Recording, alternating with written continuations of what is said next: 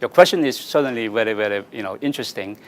The word renaissance, in my opinion, apply in specific case. But the case I'm thinking about it apply would be in China, because China is one country that actually has a massive construction and expanding of nuclear industry or nuclear power. And so renaissance certainly apply in that case. But the rest of the Asian Pacific region, then the question always come in is exactly how you define this renaissance. Building one reactor or just considering building a different thing. So I would say that, in my opinion, is yes in China, and I would say that the rest of the Asian Pacific country would have interest for the time being. Rather than nuclear renaissance, maybe interest in nuclear energy.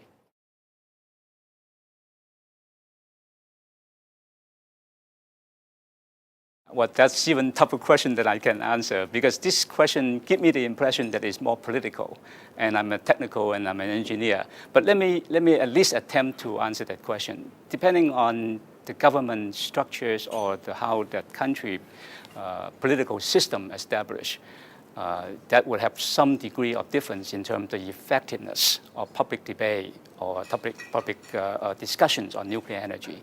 So that would depending on what country are we talking about. But in general, I believe that what is significant, regardless of what the political system, public debate and disseminations of informations and right data would be always needed, especially when you're considering introducing a technology such as nuclear energy.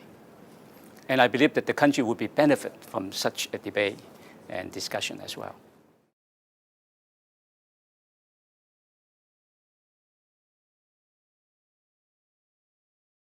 Absolutely.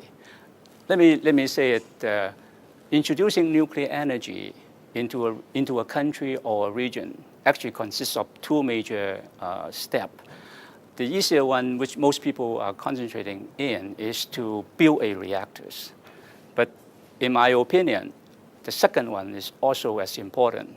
Is after you build a reactor, how are you going to make the reactor work? For example, like you easily go out and buy a car, but a car without gasoline is not getting you anywhere. So that's part of the fuel cycle. And when we're looking into the issues on the fuel cycle that require cooperation, especially in a region or between countries, there is nothing more significant than that cooperation on getting the fuel cycle into that reactors.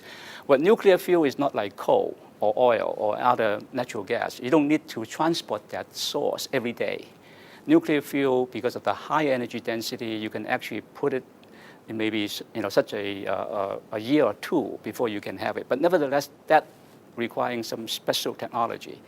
And I believe that case in point in ASEAN or in this part of the world, while most of the fuel development may not be in this region, then countries in ASEAN should actually look more into that cooperation, regional cooperation, or multilateral or international cooperations on getting the fuel into the reactor, and as well as managing the spent fuel when it is discharged from the reactor.